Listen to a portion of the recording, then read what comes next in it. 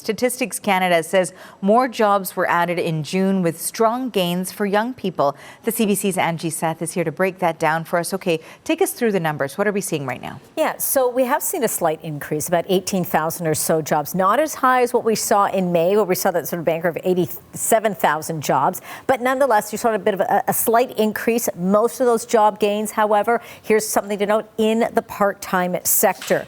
Growth in the private sector, overall growth, was in the private sector, but we're talking about part-time jobs here. Little change among the public and self-employed. Now, notable gains, I should say, in hotels and restaurants, retail, information, culture, and recreation. That's where you're going to see when I sort of bring some of those numbers in, where we're seeing a lot of those students getting those jobs. Economists are noting that perhaps we're seeing some of those gains in those areas.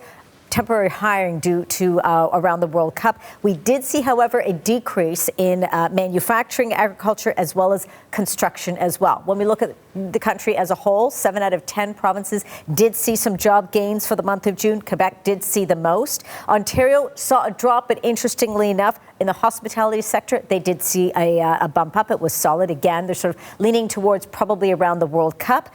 British Columbia did see an increase of about 7,800 jobs. Hospitality, however, in that area, Arthi, sort of no massive gains in that area there.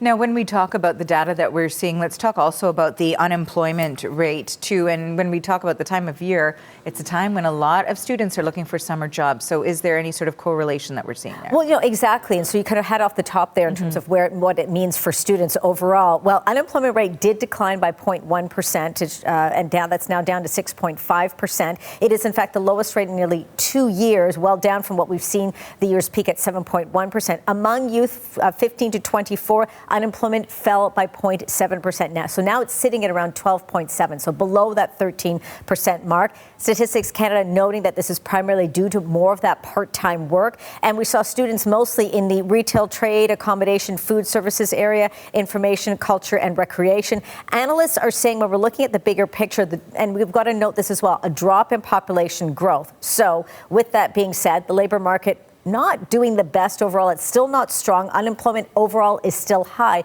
But what they are forecasting and saying, you know what, we are still seeing a bit of a steady level of growth. Not as much as we need to be seeing for us to sort of get out of the trenches there. But because of how the direction that we're going in, Bank of Canada probably has no plans on shifting interest rates at all, Arthi. We'll be sort of watching that next week when those numbers come out. Okay, thank you, Angie, for breaking it down for us. That's the CBC's Angie Seth reporting.